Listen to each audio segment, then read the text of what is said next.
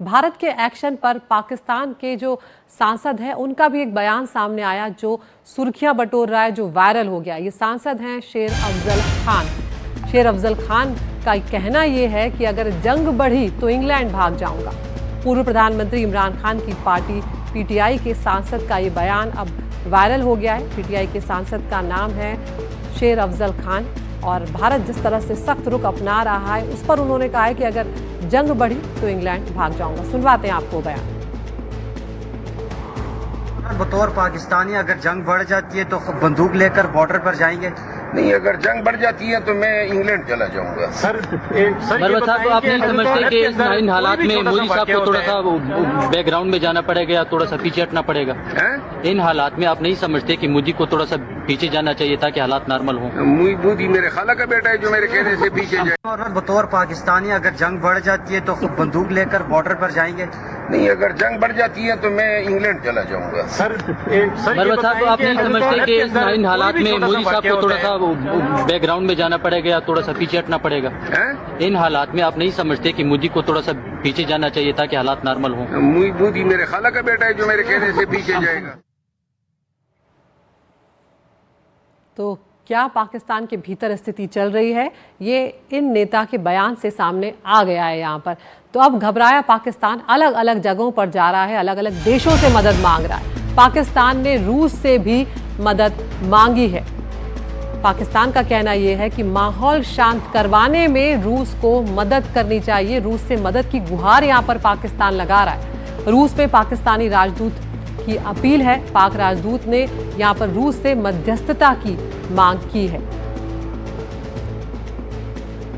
तो एक एक करके इस तरह से पाकिस्तान की तरफ से हम कोशिशें आपको दिखा रहे हैं कि किस तरह से अलग अलग मंचों पर जाकर पाकिस्तान विक्टिम कार्ड प्ले करता है, खुद को आतंकवाद का विक्टिम बताता है और उसके बाद भारत को यहाँ पर अग्रेसिव दिखाने की कोशिश करता हुआ नजर आ रहा है। सिवाज साहब, हमने आपको वो बयान तो सुनवा ही दिया, हास्यास्पद भी लगता है, लेकिन यहाँ पर अलग अलग तरीके से पाकिस्तान जो कोशिशें कर रहा है अंतर्राष्ट्रीय स्तर पर, उसको भी गंभीरता से लिया जाना इसलिए ज़रूरी है क्योंकि कई बार हम देखते हैं कि कुछ देशों की तरफ से इस तरह के बयान अब आने लगे हैं कि बातचीत से रास्ता निकाला जाए। जहाँ पर सैलानियों को इतनी बड़ी तादाद में मौत के घाट उतार दिया गया हो, वहाँ पर अब बातचीत का रास्ता आगे कहीं नजर आता है इस वक्त, खासकर जब दूसरे देश इस तरह की सलाह देते हैं?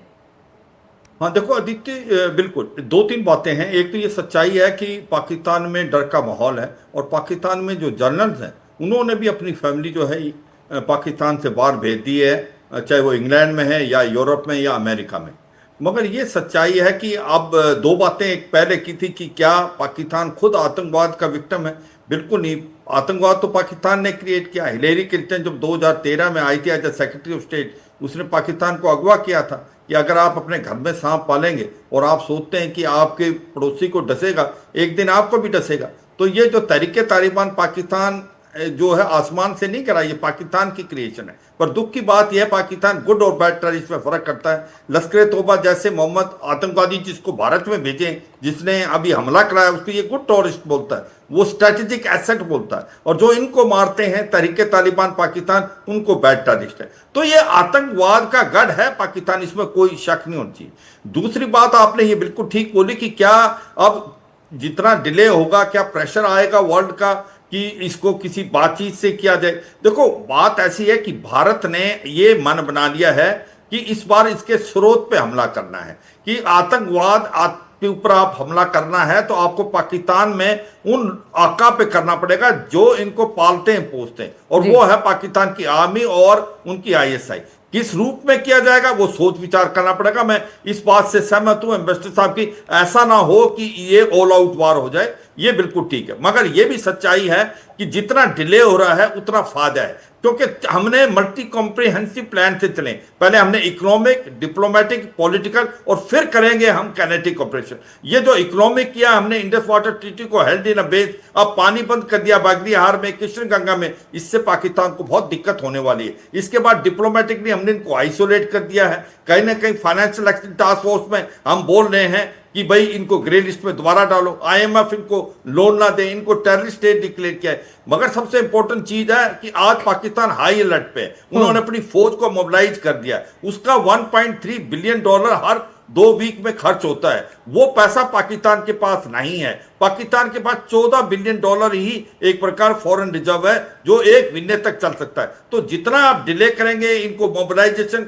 और हाई अलर्ट में रहेंगे, पाकिस्तान को इकोनॉमिकली ड्रेन आउट होगा। तो ये भी एक बहुत इंपॉर्टेंट चीज है। पाकिस्तान ये सोचता रहेगा हम कब और कहां किधर हमला करेंगे, उसके कारण आप देखेंगे कि पाकिस्तान की जो इकोनॉमी है वो डिगमगा जाएगी, जो पहले डिगमा। दूसरा, इसके कारण क्या हो रहा है कि जो वेस्टर्न बॉर्डर था इनका, जो कि एक प्रकार से बलूचिस्तान था और खैबर पख्तूनख्वा, जहां पर इनकी फौज लड़ रही थी टीटीपी से और बीएलए से, उससे उन्होंने ट्रुप्स निकाल दिए, उन्होंने ईस्टर्न बॉर्डर भारत की तरफ लाए हैं। तो अब ये बहुत सुनहरा मौका है बीएलए के लिए बलूचिस्तान को अलग कराना, या टीटीपी जो है उनको बहुत ज्यादा नुकसान देगा, या अफगानिस्तान जो है बॉर्डर पे तालिबान जो बहुत ज्यादा सक्रिय, उसको भी फायदा। बिल्कुल। तो ये सच्चाई है, डिले से फायदा भारत को है और पाकिस्तान घबराया हुआ है। और जिस स्थिति में पाकिस्तान है वो युद्ध बर्दाश्त करने की स्थिति में बहुत ज्यादा है नहीं।